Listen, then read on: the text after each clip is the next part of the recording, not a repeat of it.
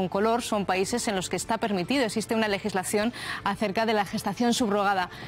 Cada uno tiene sus particularidades, son muy diferentes. Por ejemplo, Estados Unidos y Canadá podrían ser los más abiertos, donde esta legislación es más laxa. Por ejemplo, en Estados Unidos se pide que las madres tengan una posición económica cómoda, acomodada, se hace de forma altruista y también se les pide que ya hayan sido mamás. Otros países, por ejemplo, como Ucrania no permite acceder a la gestación subrogada ni a personas homosexuales ni a personas que estén solteras. La última en sumarse a esta técnica ha sido Portugal. Lo legisló el año pasado. Jesús. Bueno, pues para hablar de este tema está con nosotros José María Calleja, que permanece, también está con nosotros Eva de Fior y se incorporan a la mesa Ricardo Agoiz, que es abogado. Ricardo, bienvenido. Hola, muchas gracias. Y Pilar La Huerta, que pertenece a la Red Madre. Pilar, bienvenida. Buenos días. Bueno, Ricardo, vamos a empezar con las cuestiones legales porque hemos dado unas brevísimas pinceladas porque este tema es muy difícil. En primer lugar, hay que empezar diciendo que estamos ante una práctica en España ilegal. ¿Y eso qué supone? Y no solo es ilegal, sino que incluso estaríamos incluida esta práctica dentro del artículo 221 del Código Penal. Por un lado, la Ley de Técnicas de Reproducción Humana Asistida, en su artículo 10, establece que es nulo de pleno derecho el contrato por el cual se realiza la gestación subrogada. Por lo tanto, cualquier niño nacido en España bajo este tipo de gestación subrogada, el contrato es nulo y la filiación se determinará por el parto. Por lo tanto, será la madre biológica, la gestante biológica, la que será determinada como madre. Esa es la situación por el momento en nuestro país, en lo que no se establezca algún otro tipo de regulación. Y a la hora de inscribir el niño que haya venido de una gestación subrogada en el extranjero, porque veíamos la cartela con los 3 requisitos y tú decías, eso hay que aclarar algunos extremos. Sí, efectivamente. Por ejemplo, en países como Estados Unidos sí que tenemos una sentencia en donde, dada la validez de las sentencias internacionales, se realiza el registro dentro del consulado. Sin embargo, hay otros países, como por ejemplo Ucrania, en donde no hay una sentencia. Entonces, esta falta de sentencia, ¿cómo se supera?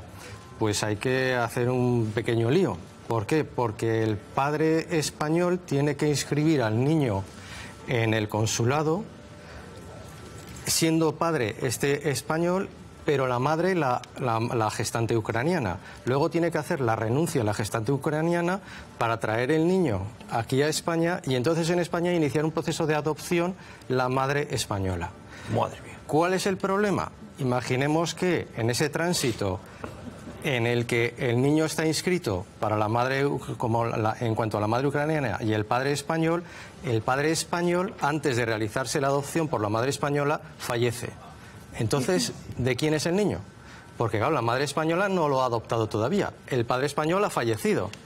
Y la madre ucraniana puede que ya haya hecho la renuncia de maternidad. O sea, que lo que nos estás diciendo es que a las familias, a las personas que quieran optar por la gestación subrogada, que miren muy bien el país al que van, porque la cosa puede ser más o menos complicada. Yo lo que les recomiendo es que vayan siempre de la mano de una asociación como de la que ha venido hoy, que tendremos su testimonio, porque es donde mejor les van a orientar. Y una última pregunta. Esto de la gestación subrogada en algunos países está regulada de manera altruista. Es decir, en principio, a tenor de la propia ley, la mujer que gesta el niño no recibiría ningún tipo de compensación económica. Pero esto es, en la práctica, un eufemismo.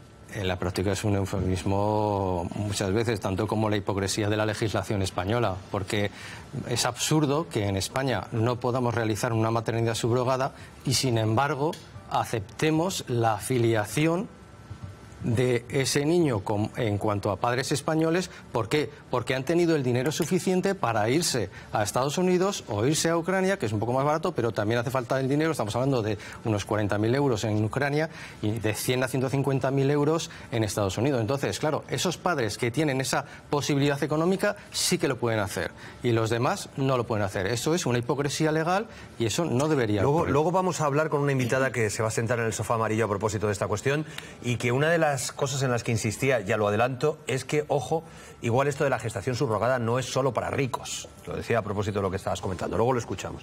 Calleja. Claro, si decimos gestación subrogada, estamos hablando de una realidad distinta que si decimos vientres de alquiler. Estamos hablando de un asunto extraordinariamente delicado. Yo entiendo al padre, a la madre o a los dos padres que quieren tener un hijo, lo entiendo perfectamente. Pero creo que eso no es un derecho. No, los derechos son otras cosas.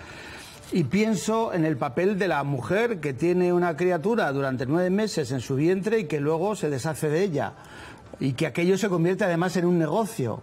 Que hay gente que ha tenido no solo uno, sino varios hijos en esa situación, que está embarazada con unas condiciones leoninas, porque no puede dar marcha atrás, no puede arrepentirse, no puede decidir que el hijo es suyo, y que nada más parir a aquella criatura se lo lleva a otra gente que ha pagado un dinero por esa historia. Estaríamos casi hablando, en la India se está hablando prácticamente de granjas donde hay mujeres que están pariendo para que otros tengan hijos.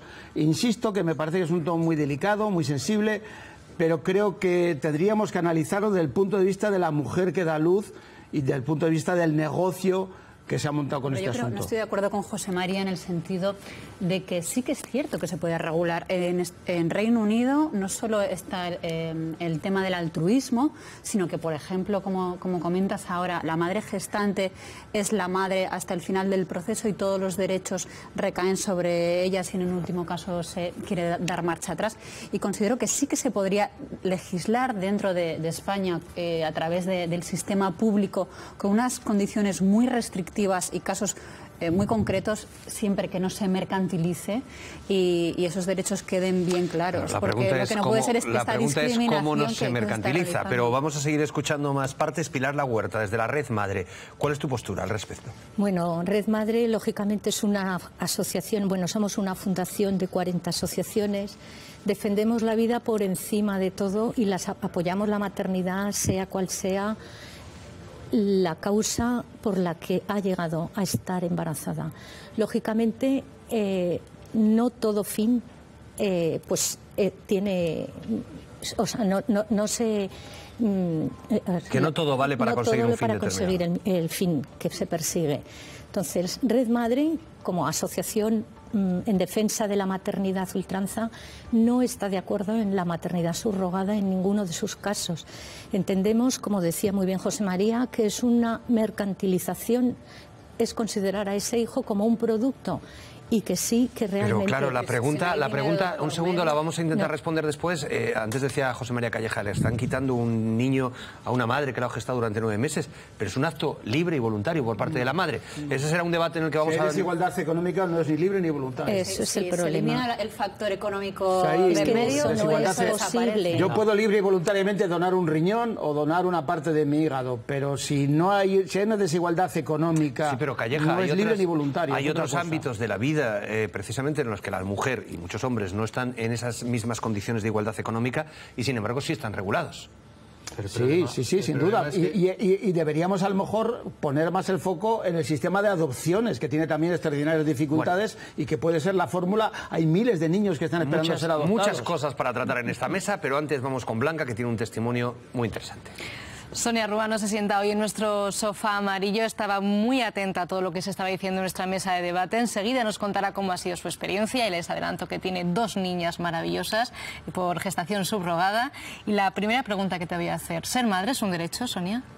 Ser madre es un sueño y los sueños hay que perseguirlos. Pues enseguida nos cuentas cómo conseguiste tus sueños. Será en unos minutos. Vamos a publicidad y volvemos.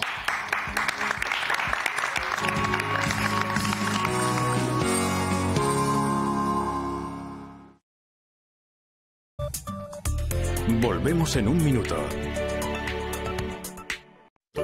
Descubre qué fácil es con Royal y todo tu cariño preparar un flan en casa.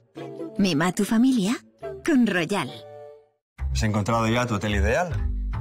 Espera. Antes de reservar, ven a Trivago y comprueba si está disponible en otra web a un mejor precio. Hotel Trivago. Ayer en el entrenamiento me firmó la camiseta Javi. ¡Hola! Hierba, barro, quizás con un par de lavados. Eso es porque usas marca blanca. Con Vanish Gold salen seguro. Asegúrate de querer sacar las manchas, porque gracias a su fórmula con oxígeno activo, Vanish Gold es 15 veces más eficaz que la marca blanca y las quitará por completo. Vanish Gold, el mejor quitamanchas del mercado. La familia G y la familia L estrenan la misma vitrocerámica. Ambas cocinan deliciosas recetas día tras día y limpian la vitro con productos específicos. Pero con el tiempo, solo la que utiliza Vitroclen conseguirá mantenerla como nueva. Vitroclen es el doble de eficaz. Elimina la suciedad y mantiene la vitro brillante como el primer día. Vitroclen, el único recomendado.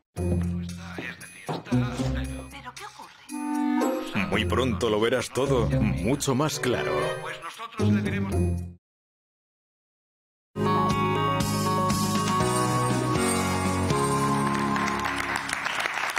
Seguimos en el Ágora en Abierto, seguimos abordando el tema de la gestación subrogada y lo hacemos con Sonia Ruano. Les decíamos que ella es madre de 2 niñas por gestación subrogada. Decías antes de irnos a publicidad que ser madre era tu sueño, que lo perseguiste, pero ¿cómo llega esta idea a tu cabeza? ¿Cómo la vida te lleva a tener que recurrir a la gestación subrogada? Pues mi historia es la historia de una superviviente de cáncer que con 38 años me diagnosticaron esta enfermedad y tuve que pasar por 16 sesiones de quimioterapia y cuando estaba a punto de finalizar el tratamiento me diagnosticaron que era portadora de una mutación genética que disparaba muchísimo el riesgo de volver a hacer cáncer. Entonces, en ese momento tuve que tomar decisiones muy importantes que son las que me llevaron a no poder gestar, pero también son las que me permiten estar hoy aquí con todos vosotros y compartir que estoy completamente recuperada. En ese momento, como te puedes imaginar, se te cae el mundo encima, claro, ¿no? Porque no solo tienes que pasar por la lucha, ¿no?, de ganarle la batalla al cáncer, sino que también tienes que pasar por el duelo de la infertilidad. Pero bueno, cuando me diagnosticaron la enfermedad tenía clarísimo que tenía todavía muchas cosas por hacer en la vida y que lo iba a luchar y que iba a recuperarme. Y después de un año largo de saltar obstáculos, finalmente cuando estaba completamente recuperada, gracias a mi ginecólogo de un hospital público de referencia de Barcelona, me habló por primera vez de la gestación subrogada y me puso en contacto con una chica que formaba parte de la asociación Son Nuestros Hijos, que hoy también represento aquí. Y es una asociación que está formada por aproximadamente unas 400 familias que son padres o madres por gestación subrogada o están en proceso. Una asociación altruista y lo que hacemos es que ayudamos unos a los otros, compartimos toda la información para ir despejando todas las dudas que pueden surgir en torno al proceso, porque al principio cuando empiezas hay mucha desinformación, la desinformación lleva prejuicios y lo que nos hemos dado cuenta, mi marido Javier y yo, es que durante todo este proceso hemos ido rompiendo muchísimos mitos con respecto a la gestación subrogada y uno de ellos era este, ¿no? Vamos a hablarlos uno a uno si te parece. Tú en principio, en final acudes a Estados Unidos, a este país, para solicitar la gestación subrogada. ¿Cómo es ese primer viaje que tú haces allí? ¿Cómo te presentan a la mujer que va a gestar a tus hijas? Pues nosotros elegimos que queríamos hacerlo en Estados Unidos porque en ese momento consideramos que era el país que ofrecía mayores garantías legales para todas las partes. Fuimos de la mano de unos profesionales que fueron los que nos ayudaron a conocer a Christine, nuestra gestante. Christine nos eligió libremente, es decir, cuando empiezas un proceso de gestación subrogada tú envías una biografía y explicas toda tu historia y las mujeres que quieren ser gestantes también envían una biografía a la agencia hace lo que es en Estados Unidos le llaman el perfect match y ella nos eligió a nosotros, se emocionó con nuestra historia. Christine había tenido problemas para quedarse embarazada y ya tiene mellizas. ¿Cuál es su motivación? ¿Por qué ella se ofrece como madre gestante? Como gestante. Christine había tenido problemas para quedarse embarazada y tuvo que recurrir a una fecundación in vitro para tener a sus mellizas. Entonces, cuando nos conocimos, ella compartía con nosotros que lo había pasado tan mal de ver que estuvo a punto de no poder ser madre, que en ese momento que tenía a sus mellizas y era tan feliz junto con su marido Brian, que no concebía cómo lo podía estar pasando una persona que tuviera el sueño de ser madre o padre y no pudiera tenerlo. Lo hace por amor y de una forma altruista, porque una pregunta, y es un tema que es muy recurrente cuando se habla de gestación subrogada, es el tema del mercantilismo, de si se puede comprar un vientre. ¿Christine gana dinero con este embarazo? A ver, planteado así realmente no es el modelo de gestación subrogada que desde la asociación defendemos. Hay una compensación a la gestante, una compensación por todo el año que ella te está dedicando, por todos los desplazamientos médicos, por la ropa de embarazada y por los riesgos que está asumiendo. Christine decía que no sería feliz hasta que no pudiera hacer este regalo a alguien que no pudiera gestar. Incluso su marido decía que verla hacer esto por nosotros le hacía quererla todavía más. Un proceso de gestación subrogada, en concreto el que nosotros hemos vivido, pero no somos únicos, la mayoría de familias que han hecho un proceso de gestación subrogada, puede llegar a ser maravilloso, se establecen unos lazos emocionales con la gestante. ¿Cómo fue tu relación con Christine, por ejemplo? Pues ha sido muy especial. Realmente son nuestra familia americana. Durante todo el proceso la hemos estado apoyando, hemos viajado a Estados Unidos acompañando a las ecografías. Ella creó un grupo de WhatsApp para enviarnos fotografías, la ecografías. Estamos viendo ahora mismo en pantalla, es ella. Y realmente nos iba informando todo el tiempo del proceso. Christine es directora de una empresa, tiene un sueldo en su trabajo importante, su marido igual, tiene una casa espectacular en Chicago, y lo que le llevó a querer ayudarnos era simplemente la generosidad de ver que nosotros podíamos tener nuestra familia. ¿Cómo fue este momento que estamos viendo? ¿Cómo lo recuerdas? Este momento fue un momento muy emotivo porque fue un reportaje de fotografía profesional que ella y su marido nos regalaron cuando nacieron las niñas, y fue el momento de estar los 5, ¿no? Estas fotografías nuestras hijas las tienen en su habitación, porque ellas desde que tengan uso de razón van a saber cuáles son sus orígenes biológicos, por qué mami no las pudo gestar, y realmente mantenemos una relación estupenda con ellos. Vendrán el año que viene a visitarnos a España, nos han mandado regalos para Navidad para las niñas. Sonia, una pregunta obligada. ¿Cuánto dinero te ha costado este proceso de gestación subrogada? Pues todavía no hemos acabado de cerrar las cuentas porque en Estados Unidos la sanidad es privada, entonces cualquier problema que puedas tener o cualquier ecografía adicional o cualquier analítica adicional, pues todo tiene un coste extra. Para poner un ejemplo, lo que yo hubiera pagado aquí en mi país, unos 5.000 euros por una fecundación in vitro, en Estados Unidos hemos pagado $42.000. Luego hay los abogados que también intervienen, los psicólogos, porque para hacer este proceso, tanto mi marido como yo hemos pasado por unas pruebas psicológicas, ellos también, Cristina y su marido también, están los hospitales, pero yo creo que en torno a los 120.000 euros realmente. Bueno, es cierto que mientras se debatía en la mesa muchos aspectos, por ejemplo, hablaban de países donde no hay tantas garantías, por ejemplo, países como la India. Tú ibas haciendo gestos, han dicho muchas cosas. Si os parece, vamos a hacer una cosa, vamos a invitar a Sonia a que vaya a nuestra mesa de debate para que allí pueda hablar con nuestros contertulios, con nuestros invitados expertos en la materia, Jesús, pero podéis continuar de momento con el debate, con este testimonio en la mesa. Venga, pues esperamos a Sonia. Blanca se refería, puso malas caras sobre todo con el término este de especies de granjas humanas que hay en la India. Enseguida Sonia nos va a dar su opinión, pero antes, Pilar, que te he visto durante la entrevista tomando notas. Bueno, no notas. Yo lo primero decirle que enhorabuena por sus 2 criaturas, porque son 2 niños que han venido al mundo y hay que darle la enhorabuena a la madre y a los niños. Sí. Ahora bien, pienso que esto es un tema que habría que meditarlo mucho porque se está... Aunque digan que no, o sea, esto puede ser una mercantilización de los niños que sean a la carta de los padres y en función también de sus medios económicos puedan tenerlos o no tenerlos. O sea, yo creo que sobre todo hay que pensar en que el niño... Y una pregunta, ¿la adopción internacional, ahora mismo tal y como está planteada, no hace precisamente la misma criba de personas en función de la renta y en función del dinero del que dispongan? Pero si es que es peor, o sea, la adopción, perdona. Sí, cualquiera de los dos. Bueno, el tema de la adopción es una de las cosas que desde Red Madre fomentamos, y la verdad, bueno, no es que lo fomentemos, pero sí que lo vemos como positivo, porque realmente hay circunstancias en la vida de una mujer que puede quedarse, y eso puedo dar plena seguridad porque es a lo que de lo que tratamos nosotros, asistir a todas estas mujeres que de forma imprevista se quedan embarazadas y no tienen los medios suficientes como para poder seguir adelante y llevar adelante a término este embarazo. Entonces, Red Madre está para ayudarlas en esto. Ricardo, te hago de nuevo la pregunta para que la escuchen bien los espectadores. ¿En la adopción internacional no hay ya una mercantilización? Bueno, es que permitidme, cierta criba que dependerá de la renta de los adoptantes. Efectivamente, pero es que la adopción internacional cada día está peor en todas las circunstancias. Datos estadísticos. En 2005 en Aragón hubo 211 niños adoptados. En 2015, 28.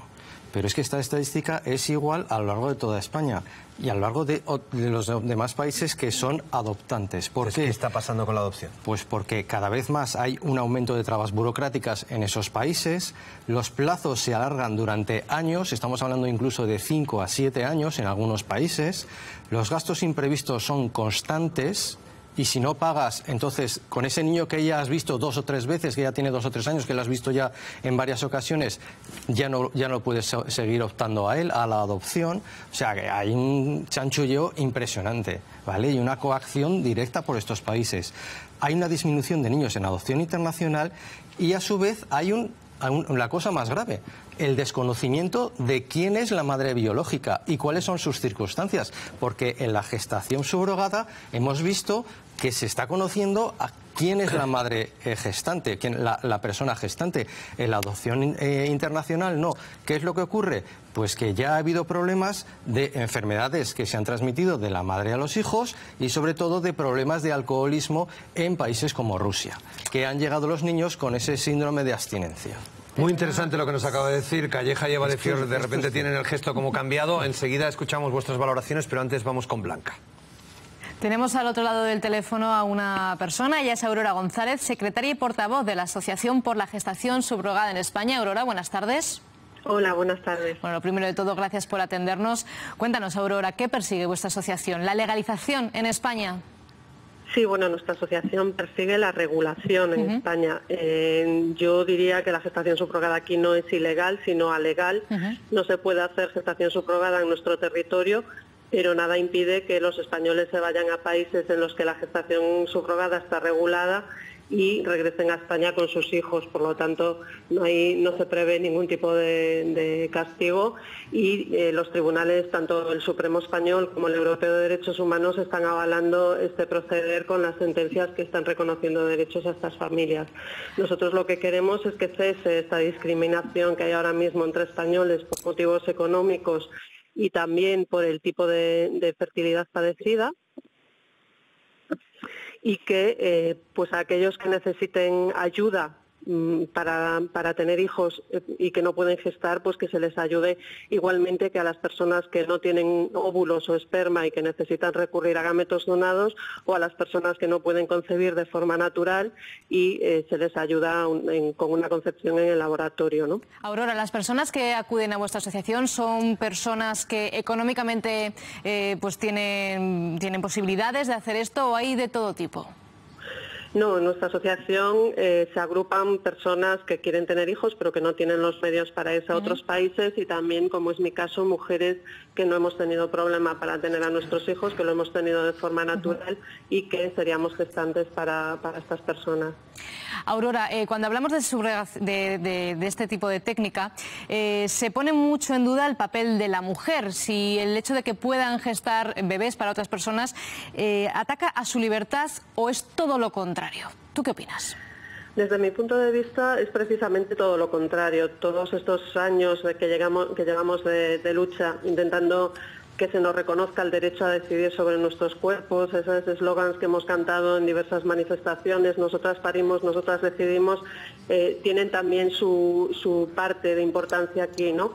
Está claro que la gestación subrogada no es algo para lo que cualquier mujer esté preparada, como no estamos todas preparadas para adoptar o para acoger, pero debe de ser pues una opción para que la mujer pueda libremente decidir si lo quiere hacer o no lo quiere hacer. ¿Cuál crees que es el principal obstáculo para que se regularice la gestación subrogada, Aurora, en nuestro país? Yo creo que hasta el momento faltó voluntad política. Desde luego es un tema que causa discrepancias bastante importantes, y yo creo que nuestros políticos lo tenían aparcado ahí para no meterse en un follón demasiado grande, pero sí que es verdad que ahora todos los partidos políticos están viendo la necesidad de debatir, y lo único que falta es que se pongan manos a la obra, que escuchen a las personas que tienen algo que decir en este tema, también a las mujeres que han gestado por ejemplo, para Sonia y para muchas otras familias de la asociación Son Nuestros Hijos, y que pueden contar su experiencia, y que hagan una regulación que sea especialmente garantista con los derechos de todos. Aurora, tengo entendido que tú personalmente te gustaría en un futuro, si esto se legaliza, se regulariza en España, ser madre gestante. ¿Es así? Sí. Cuéntame, sí, ¿cuál es tu motivación? ¿Por qué? Pues mira, para mí la maternidad es algo que tuvo mucha importancia siempre en mi vida. Yo tenía muy claro que quería ser madre, que quería tener hijos. Afortunadamente pude conseguirlo. Es la parte más importante de mi vida, la maternidad, y me gustaría que aquellas personas que realmente lo desean y que no pueden tener hijos porque no pueden gestar, pues pudieran conseguirlo, ¿no? Me gustaría, mis embarazos son buenos, me permiten realizar una vida normal, no me suponen ningún tipo de complicación, y por eso me gustaría pues ayudar a alguien de esta forma. Bueno, pues Aurora González, secretaria y portavoz de la Asociación por la Gestación Subrogada de España, muchísimas gracias por entrar en directo en nuestro programa. Gracias a vosotros por invitarme. Pues una voz más que subamos al debate, Jesús. Y tengo ganas de escuchar lo que está pensando José María Calleja, porque por lo poco que le voy conociendo llevo un ratito ya pensando. Sí, José María. Yo soy muy de pensar. Vamos a ver. El asunto estriba en dónde ponemos la cámara. Si ponemos la cámara en la mujer que da luz o ponemos la cámara en los padres que tienen necesidad, deseo, todo el catálogo de adjetivos que queramos por tener esos hijos. A mí esa me parece la clave. Lo que no podemos hacer es una especie de maternidad a la carta. Ahora ha salido un futbolista famoso que dice que va decidido tener 2 niños por maternidad subrogada. Las condiciones en las que las mujeres que aceptan eso son tremendas. Son tremendas. O sea, no pueden, desde luego, ni cambiar de opinión, ni decir, oye, pues he pensado que iba a vender, iba a dar este hijo, pero quiero quedarme José yo María, con él. un segundo. Y lo que no podemos hacer a cabo es hacer una especie de maternidad a la carta, porque si ese chaval o esa chavala viene con algún tipo de problema, pues hay padres que pueden decir, oiga, no, mire, yo esto no lo quiero. Entonces, ¿qué hacemos con esas criaturas? Vamos a dar la palabra a Sonia, que ya se ha incorporado a la mesa. Por cierto, luego de ese gran futbolista, tener una pregunta. ¿Cristiano Ronaldo puede y los demás no? Sonia. Tiene dinero para ello, desde luego. Sonia. Bien, a mí me gustaría romper varios mitos que han salido en esta mesa. Uno es que solo pueden hacer un proceso de gestación subrogada los que tienen dinero. Mi marido y yo no somos ni ricos ni famosos. Nos hemos hipotecado para toda la vida, hemos pedido ayuda económica a nuestros familiares y por eso hemos podido hacer el proceso. Y como yo, la mayoría de las familias que recurrimos a la gestación subrogada, que en un 80% somos parejas heterosexuales, que ese es otro mito también para romper, que la gente se piensa que son la mayoría parejas homosexuales, pero eso tampoco plantea ningún tipo de cuestión ni problema. No, pero son mitos, porque realmente hablan de que es un capricho de las parejas gays. Entonces, bueno, para poner números sobre la mesa, el 80% de las parejas que recurrimos somos parejas heterosexuales. Con respecto a que la mujer gestante no tiene capacidad de decidir, el modelo en países donde la gestación subrogada está regulada desde hace más de 30 años, como estamos hablando del modelo de gestación subrogada de Estados Unidos, de Canadá o incluso de Reino Unido, la mujer tiene absoluta libertad de decidir en todo momento. Es decir, Christine nos eligió a nosotros la elegimos a ella. Ella ha podido decidir lo que ha hecho durante todo el proceso, ha estado con su familia. Es decir, no podemos poner el modelo de gestación subrogada de la India, porque no es el modelo que defendemos desde la asociación. Defendemos existe y precisamente porque existe y estamos en contra de la explotación de la mujer, necesitamos una buena regulación aquí en nuestro país que proteja los derechos de todas las partes y principalmente de la gestante. En el modelo de Estados Unidos, en el modelo canadiense, la mujer tiene la absoluta libertad de poder decidir que quiere ser gestante. Entonces, tenemos que cogernos esos modelos y mejorémoslos. Pero esa mujer puede en un momento dado decir, oye, lo he pensado mejor y con el vínculo que establezco con esta criatura que llevo dentro, quiero quedarme con ella. Pero, eso no es posible. Pero con respecto a, eso no es posible. Con respecto a esto, es como si yo, la persona que está cuidando en este momento de mis hijas, que pasa prácticamente la mayor del tiempo con ellas porque yo estoy trabajando, por el vínculo que crea, pidiera derechos de filiación sobre mis hijas. Es que no es lo mismo tener, bueno, en fin, no voy a explicar, no es lo mismo tener una criatura dentro que estar atendiendo a otras criaturas que no son las tuyas. Es que hay un vínculo que es biológico, afectivo, que es indestructible, que es que tú has tenido... Yo puedo, insisto, donar un riñón a mi hijo porque lo necesita, o darle un cacho de hígado, por supuesto, pero es que estás con una criatura que está dentro de ti 9 meses y dices, bueno, ahora voy a por otra, porque puede haber modelos que sean estupendos, pero hay otra serie de modelos que son infames. Hay mujeres que tienen menos de 30 años y que se han sometido a esa operación en 4 ocasiones. ¿Qué hacemos con esto? Un segundo, Ricardo iba a decir algo. Ricardo, a ver, es que partes de una premisa que es equivocada. No hay un vínculo biológico. ¿Ah, no? No. porque... O sea, tener una criatura 9 meses dentro no hay vínculo biológico. A ver a dónde quiere llegar. El material genético no es de la madre. Entonces. No, el material genético no es de la madre. Pero sí, si se realiza con un ovocito de otra mujer y con el esperma de otro hombre, no hay un vínculo biológico. ¿Pero cómo? Bueno, por Dios. Sí que hay una necesidad una mujer de que tiene durante 9 meses una criatura. Sí que hay una necesidad de gestación. Te está diciendo que hay un vínculo emocional y psicológico, pero no biológico. O sea, no hay una fatalidad biológica en la madre que es la que puede dar a luz. Pero biológico, no. Psicológico y emocional, pero no biológico. Psicológico y emocional, sí. Biológico, entonces, no. ¿que es un vínculo administrativo? No, pero no es biológico. Simplemente no digas que es biológico porque no es biológico. ¿Pero cómo no va a ser biológico si tú tienes 9 meses una criatura dentro de ti? Pero que no es con tus ovocitos ni es con el esperma de tu marido. Tu primo, tu hermano, quien sea. Tú tienes una criatura 9 meses ahí. ¿Cómo no va a ser un vínculo biológico? La que da luz es esa mujer. No es el que va a adoptar a esa criatura. Sonia. A ver, aquí hay un tema y es que en el modelo de regulación garantista para todas las partes, el material genético que gesta la gestante, ella no tiene vinculación con el material genético. Los embriones son de los padres de intención. España es un país puntero en técnicas de reproducción asistida. Es decir, están viniendo a España mujeres de otros países para poderse someter a fecundaciones in vitro. De la misma manera que hay donación de óvulos o donación de esperma, la gestación subrogada es una donación de la capacidad de gestar, que una mujer desde su absoluta libertad no se puede empatar para nada. Cuando son dos magnitudes completamente distintas. Si me permite, antes de ser gestante se tienen que cumplir una serie de requisitos. Tienes que ser mayor de 21 años en Estados Unidos, tener tu propia familia montada, tener tus hijos, demostrar embarazos saludables, demostrar que no hay ningún riesgo para tu salud, el hecho de ser gestante y pasar por unas pruebas psicológicas que demuestran que tú estás preparada para establecer un vínculo con los padres de intención, que somos nosotros, y para llevar un proceso de gestación subrogada adelante. Es decir, no defendemos un modelo de regulación a cualquier precio, ¿no? Se tendrían que cumplir toda una serie de requisitos. No dudo que ustedes no defiendan ese modelo, pero ese modelo existe en otros países. Pero por supuesto, y hay gente que no tiene dinero y se queda embarazada para que otros que tienen dinero le compren la criatura que ha tenido. Y negar que hay un vínculo de una mujer, que además es que es una fatalidad biológica, se ponga como se ponga. Vamos a lo de las granjas de niños en la que lleva 9 meses una criatura dentro, es evidente que hay un vínculo. Vamos a ese comentario de las granjas de niños prácticamente que hay en la India. Precisamente existen países en los que puede haber explotación de la mujer y en esos argumentos estamos completamente alineados, pero la solución que desde la Asociación Son Nuestros Hijos y la Asociación por la Gestación Subrogada en España proponemos es hacer un buen modelo de regulación para que los españoles no necesitemos, uno, hipotecarnos para toda la vida y tener que recurrir a estos países, dos, para que dejen de existir estas agencias que están engañando a las parejas y a las familias y haciendo un negocio para que esto deje de existir, para que y sobre todo para que esas familias que no tienen los recursos para hacerlo en un país donde hay garantías legales no recurran a estos países porque los engañan emocionalmente. Me acaba de plantear por aquí por el pinganillo una compañera una duda que igual está contemplada, pero me acaba de parecer muy interesante. Supongamos que existe algún tipo de problema durante el parto o la criatura por cualquier motivo viene con algún tipo de enfermedad importante, de límite funcional importante.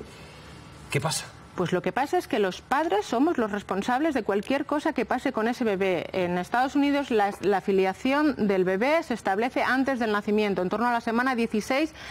Nosotros ya constábamos como padres de las niñas. Tendrías que criar, por tanto, un bebé que vendría con una minusvalía de por vida. Tendríamos que tener ese bebé porque son nuestros hijos. Es decir, para poner un ejemplo, nosotros pedimos al hospital que autorizábamos a Cristina y Brian a cuidar de nuestras hijas si nosotros no llegábamos a tiempo porque había riesgo de que fuera un parto prematuro y nos dijeron que de ninguna de la manera, que nosotros éramos los padres y que teníamos que estar allí y que no podían cuidar de ellos. Ese es otro mito, es decir, en España también se pueden abandonar niños, es decir, no hace falta hacer un proceso de gestación subrogada para encontrarse con el abandono de niños o niños que tienen un problema. Es decir, para terminar, Calleja. En principio no está bien. Calleja. No vayamos a hacer el elogio de que si viene mal de fábrica se devuelve a fábrica y ya por otro. Mire, es que hablar en esa terminología, no digo hablar en esa terminología es una terminología insultante para nuestro modelo de familia. Igual que lo que ha dicho, perdóname un momentito. Yo creo que es muy importante. Calleja, ustedes tienen un vínculo con esa madre que no es el vínculo habitual. O sea, ustedes tienen un vínculo personal, afectivo, y se ve las fotos, pero hay gente que no tiene ese vínculo, que quiere una criatura en condiciones, y que si no se la dan en condiciones, no la toma. Pero es que este no es el modelo de gestación subrogada que nosotros defendemos para regular en nuestro país. Al margen de su modelo hay otros. Hay otros, pero esos no los defendemos. Es decir, aquí estamos hablando de un modelo de regulación de gestación subrogada que funcionaría en nuestro país. Seguro que es mucho mejor que el que conocemos hoy, de gente que no tiene dinero, que no tiene un euro y que se dedica a parir críos para que los adopten otros. Y que si esos críos vienen con problemas, el que paga no los acepta. Su modelo no es ese, pero hay otros modelos que son el que yo estoy diciendo. ¿Cuál es la solución para que esto no pase? La regulación, es decir, poder hacerlo en nuestro país, con un marco legal, es decir, y luego no todo el mundo que tenga la necesidad recurrirá o no. Lo mismo pasó cuando no había ley del aborto, es decir, las mujeres tenían que irse fuera de España para poder abortar. Ahora tenemos una ley de aborto y estarás o no estarás a favor, pero quien quiere recurrir tiene un marco legal. Permitidme, vamos a hacer una cosa para terminar. Os pido de verdad un titular, una idea en la que sinteticéis ahora mismo lo que estáis pensando y lo que estáis sintiendo. José María. Ojalá toda la gente que quiere tener hijos pudiera tener hijos sin tener que recurrir a esa desigualdad económica que lleva a mujeres a tener hijos para dárselos a otros. Eva de Fior. Yo considero que España es un país ejemplar en la sanidad pública, en la forma en la que ha regulado hasta ahora todo lo vinculado a esto, que hablar de mercantilización se puede hablar también pues con las adopciones, con las fecundaciones, y que estamos en un país altruista, ejemplar en donaciones a nivel mundial, y que sería necesario regularlo y se podría hacer para evitar todo tipo de injerencias mercantilistas como las que está hablando José María en países en vías de desarrollo. Sonia Ruano. Pues la gestación subrogada es una realidad. En nuestro país están entrando 1.000 niños al año nacidos por gestación subrogada. Es responsabilidad de los partidos políticos el regular de una forma garantista para todas las partes, y es muy importante la terminología que se utiliza para evitar el impacto emocional que esto puede tener en nuestros hijos. Ricardo Boix. Para evitar precisamente las mafias internacionales, para evitar el mercantilismo, para evitar que en otros países considerados del tercer mundo existan esas granjas de madres, que por cierto en la India la última noticia que tengo es que se ha prohibido la gestación internacional, y en México también, eso es lo último que ha habido, o sea, ya se ha prohibido como tal, ya no podemos ir, ¿no? Pero bueno, se ha existido, pero para prohibir eso, para que no se produzcan esas mafias internacionales y ese mercantilismo, una regulación en España. Pilar Huerta. Pues yo terminaría diciendo que la maternidad no es un derecho a toda costa. Bien. Bueno, pues a todos muchísimas gracias. La verdad es que nos habéis ofrecido un debate muy, pero que muy interesante. Muchas gracias.